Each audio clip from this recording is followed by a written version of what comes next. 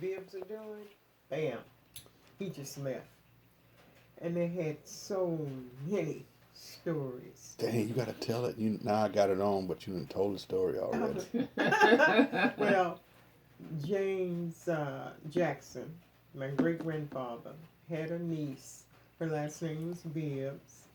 They lived on the county line, San Jacinto County and Walker County, which is Cold Springs and Huntsville, Texas. And their neighbor, the boss of the guy who borrowed his boss's horse, had to go to Bryan College Station. He told Mr. Bibbs to make sure to tell his boss. When Mr. Bibbs told his boss, then the boss told some other whites, and they said that Mr. Bibbs had stole the horse. So they organized, and they came and got him, hung him, his wife, and his 3 children, 12, 7, and 5.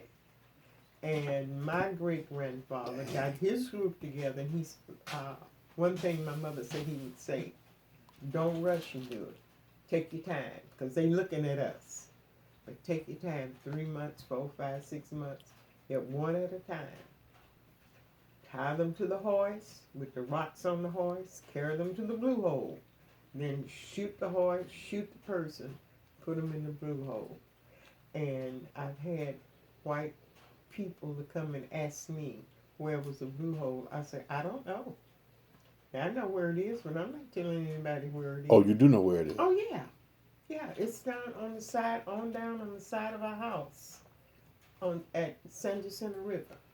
Now, I don't know if it's still there or not, because, the rivers go down and come up, but they say it was over 100 feet deep, the blue hole, that's what they call it.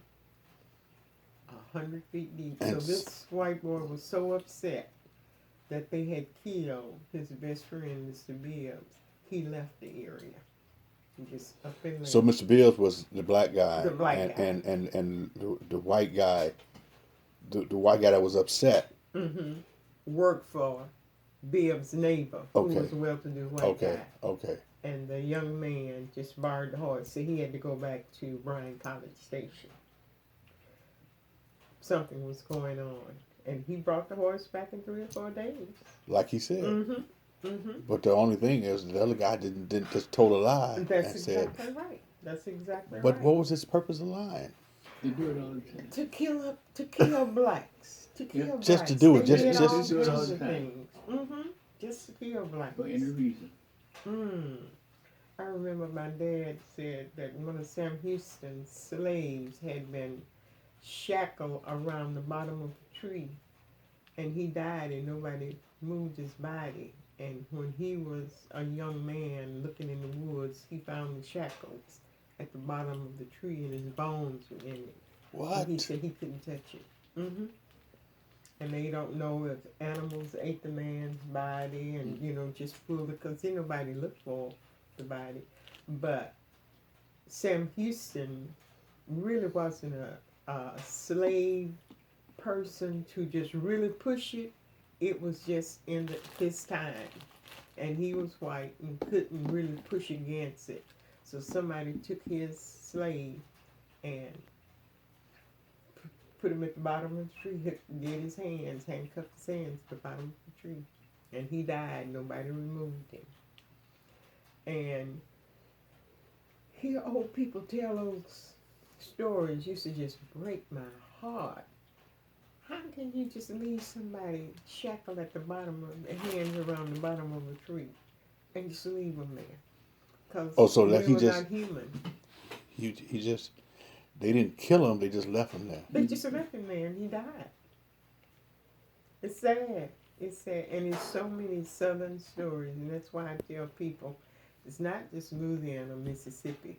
From Texas all the way back to Virginia, the Carolinas, all kinds of things happen. Right. Millions of these stories like this. Mm-hmm.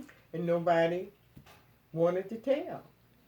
But in order, I think if we had had more recordings of how people had treated us as blacks, I think more of our young black people would have got involved in trying to do better things with themselves, And but then- yet stand their ground. And then you would have, like in this generation now, you have a lot of white people saying a lot of, to me they're I would say silly, but it's really not. It's when you, it's just uninformed. Yes. And so, because slavery was never really talked about in history books, they glossed over it. They just like one of the things they do in this country all the time is that they always rewrite. They're always in the process of rewriting history. So anything that does not fit a narrative, they set a narrative. And here's a narrative. The narrative says X, Y, and Z. Here's a stereotype. Blacks are this, and whites are this. Okay, so whites are, to them, they are superior. Okay, so they have that. So they try to make everything about that. So, and then blacks are inferior. Okay, so when anything bucks up against that narrative, they try to erase it because they're trying to continue that white supremacy and superiority.